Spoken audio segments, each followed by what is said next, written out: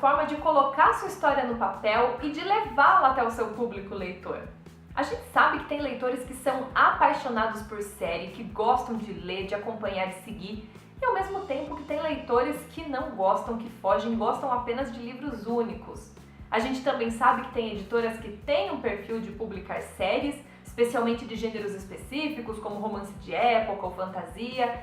E a gente também sabe que algumas editoras têm receio quanto a publicar o primeiro livro de uma série, especialmente se o autor for iniciante. E por que será que elas têm esse receio? E como que a gente coloca na balança a preferência dos leitores, a preferência da editora, aquilo que a nossa história pede para ser colocada no papel? Como é que a gente equilibra tudo isso para decidir se o livro será um volume único ou parte de uma série? É sobre isso que a gente vai falar hoje. Como eu disse no vídeo da semana passada, em que a gente falava sobre o número de palavras de uma história, foi uma conversa com a Beatriz Cortes no Facebook que despertou a vontade de gravar esse vídeo falando sobre esse tema aqui com vocês, sobre os prós e contras de se lançar uma série ou um livro único. Isso me remeteu também a uma conversa que eu tive na Bienal do Livro agora desse ano em São Paulo, de 2016. Em uma roda de conversa com escritores, editores, amigos, a gente falava justamente sobre o quanto é delicado a gente lançar uma série, especialmente de um autor que ainda não é tão renomado, que ainda não é tão conhecido. O que você precisa ter em mente se você está pensando em escrever uma série? Quando você lança o livro 1 de uma série, como que a editora vai pensar? A gente vai lançar esse livro 1 e ele vai vender um número X de livros. Quando lançar o livro 2, é natural e esperado que ele venda menos do que o livro 1 e que o ritmo de venda seja menor. Porque só vai ler o livro 2 quem leu o livro 1. E nem todos que leram o livro 1 vão ter interesse em ler o livro 2 ou vão ler naquele momento já no lançamento. Então é natural que haja essa queda de vendas.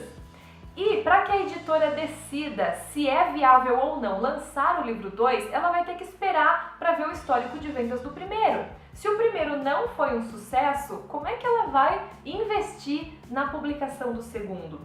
E ao mesmo tempo, e os leitores, mesmo que poucos, mesmo que não sejam muitos, os leitores que leram o primeiro e estão esperando a continuação, o que vai acontecer com eles? Vão ser decepcionados? Para a editora é uma questão delicada ela assumir o compromisso de publicar uma série. Então vai ser muito difícil você conseguir um contrato para a série completa e se você de repente fecha o contrato para lançar só o livro 1, aí fica aquele impasse, será que a editora vai ter interesse em lançar o livro 2? Ou se ela não tiver interesse, eu vou lançar por outra editora, com repaginado, com outra cara e isso vai confundir os leitores ou não vai? Então é delicado, tenha em mente que para uma editora apostar em uma série de um autor ainda iniciante ou ainda construindo o seu nome, vai ser assim um pouco mais difícil talvez de você conseguir essa aprovação, a não ser que você tenha aí um projeto super original, mas mesmo que seja, a questão das vendas para a editora, como para qualquer empresa, conta bastante. E esse é o grande desafio para que ela tope, lançar a sua série e apostar nela. Agora, para você, como escritor, qual é a preocupação que você precisa ter?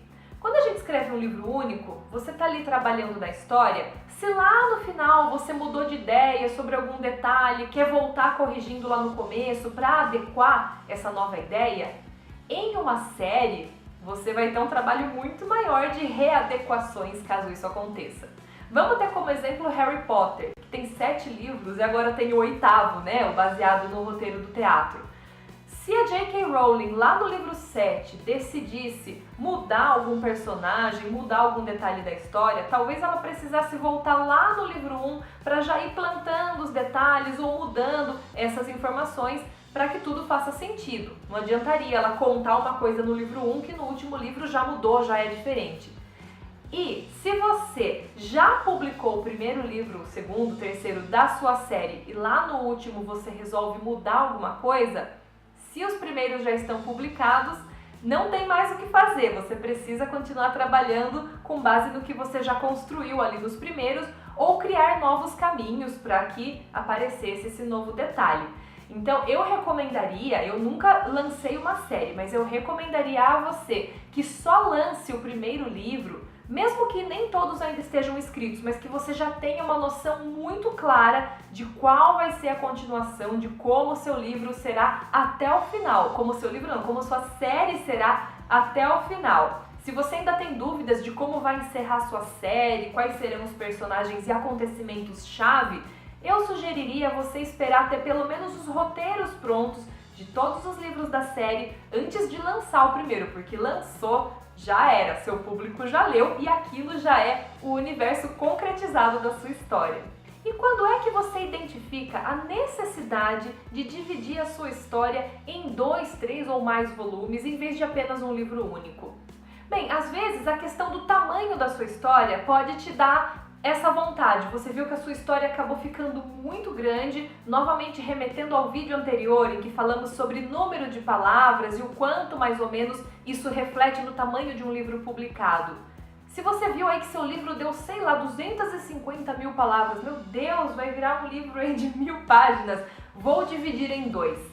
Será que isso é o suficiente para você tomar essa decisão de dividir a sua história? Porque antes de você pensar se vai dividir ou não, você precisa ter em mente o seguinte: mesmo que um livro seja parte de uma série, cada volume em si precisa ter ali a jornada do seu herói, a jornada do seu personagem principal. Ele precisa começar a história de um jeito, ter determinada vivência e terminar a história transformado, de outro jeito, com seus aprendizados, mesmo deixando, especialmente, aliás, deixando os ganchos para as histórias seguintes, para que o seu leitor tenha vontade de continuar lendo. Então, se você tem uma história comprida e simplesmente corta ela no meio para que ela continue em um segundo volume, como se fosse uma mudança de capítulo, isso vai ter 2 problemas. Primeiro, o seu leitor vai terminar de ler e falar: nossa, parece que a história foi interrompida tão bruscamente, porque ela realmente foi, você realmente não pensou em um final para aquela história. E ele talvez não tenha ali os ganchos necessários, ele talvez não tenha os estímulos necessários para sentir vontade de ler o segundo volume. Então, se você tinha uma história que inicialmente seria única e você tomou a decisão de dividir em 2 ou mesmo de dividir em 3, pense na história de cada volume como uma história única, com o seu começo, meio e fim, com um desfecho que dê ao leitor aquela sensação de ufa, consegui concluir na minha cabeça essa história, tudo fez sentido, e deixando ali aquela pulguinha atrás da orelha de o que será que vem no próximo livro, ou um mistério a ser revelado, alguma coisa do tipo. Mas sem dar aquela impressão de que a história acabou do nada. E isso frustra qualquer leitor. A gente, como leitor, sabe disso, não é? Mas pensando no que a gente falou lá no início do vídeo, sobre as editoras preferirem livros únicos para que o livro 2 não dependa do histórico de vendas do livro 1, para que elas não tenham que assumir esse risco de repente lançar uma série que não vai ser tão bem aceita, se você está pensando em dividir o seu livro unicamente pelo fato dele estar muito longo, dá uma relida, uma revisada, tenta enxugar, tenta diminuir as cenas, tenta de repente cortar cenas que você veja que não são tão necessárias. E como é que você identifica isso? Às vezes você está lendo, tem aquela cena que você acha linda, que você é totalmente afeiçoado a ela, só que ela não traz evolução nenhuma para a história. Pode até ser uma cena bonita, mas ela não leva o seu personagem a lugar nenhum, ela não traz nenhuma nova informação para o leitor, é apenas um momento bacana que você gosta. Talvez seja o tipo de cena que vale a pena você cortar ou diminuir bruscamente.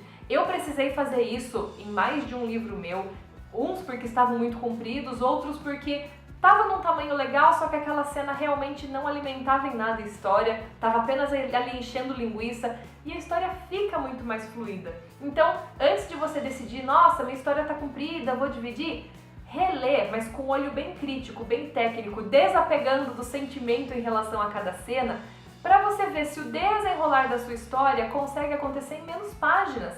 Vai ser melhor para o seu leitor, para a sua editora e até mesmo para você, porque é melhor você ter um livro único com uma história bem amarradinha, mesmo que ele fique um pouco comprido, um pouco longo, mas com uma história bem amarradinha, do que 2 volumes de uma história que talvez tenha uma leitura um pouco cansativa. E nada te impede também, se você tem a ideia de ter mais histórias, mas ainda está em dúvida se deve ser livro único ou não, escreve o primeiro livro com uma história com seu começo, meio e fim, sem nem deixar nenhum gancho mesmo, como se fosse um livro único, e lança como livro único.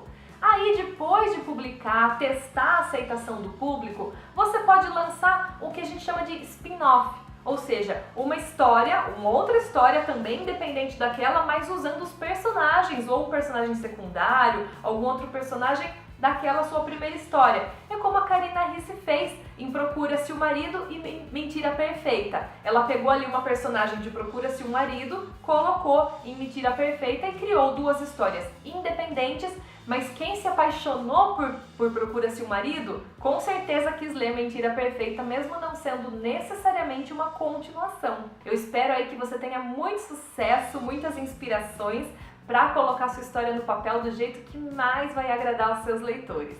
Deixa aqui nos comentários para mim o que é que você prefere, o que é que você pensa a respeito desse assunto. Eu vou adorar saber a sua opinião e as suas experiências também. Então, um grande beijo e até terça-feira que vem.